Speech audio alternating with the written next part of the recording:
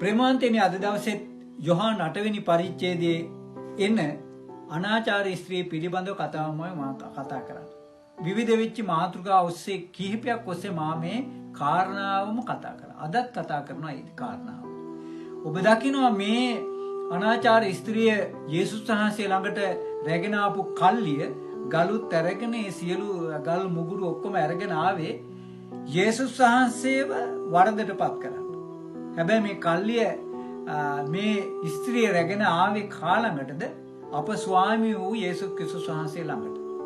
ඒ නිසා අපි දකිනවා මේ ආවා වූ කල්ලියට යේසුස් වහන්සේ වරදටපත් කරගන්න පුළුවන් කමක් ලැබුණෙත් නැහැ.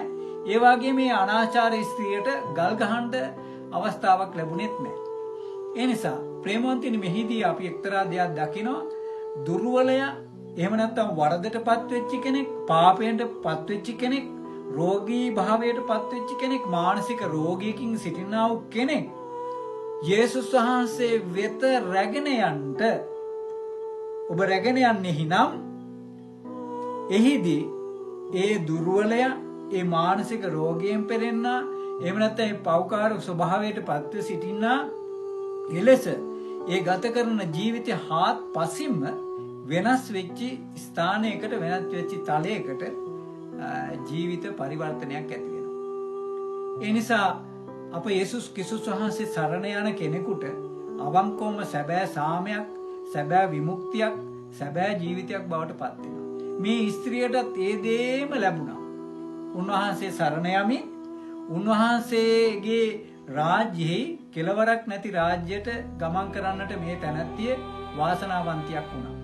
ඒ කෙසේ දෙයත් ඇය ගත කළා වූ ජීවිතයේ සම්පූර්ණ හාත්පසින්ම වෙනස් වෙච්ච ජීවිතයකට ගත කරන්නට ඇයට යේසුස් වහන්සේත් එක්ක ඒ සහසම්බන්ධතාවය නිසා උන්වහන්සේගේ ශාසනික මෙහෙවරට ලං වෙමින් ඇය සිය ජීවිතය ජය ගත්තා. ඒ නිසා මගේ යෝජනාව ක්‍රිස්තුස් වහන්සේ ළඟට කෙනෙකු රැගෙන යන්න එවිට ඔහු හෝ ඇය සිය ජීවිතයේ වෙනසක් වෙමින් සදාතනික වෙච්ච සමාදාන ජීවිතයකට පත් වෙනවා. ජේසුස්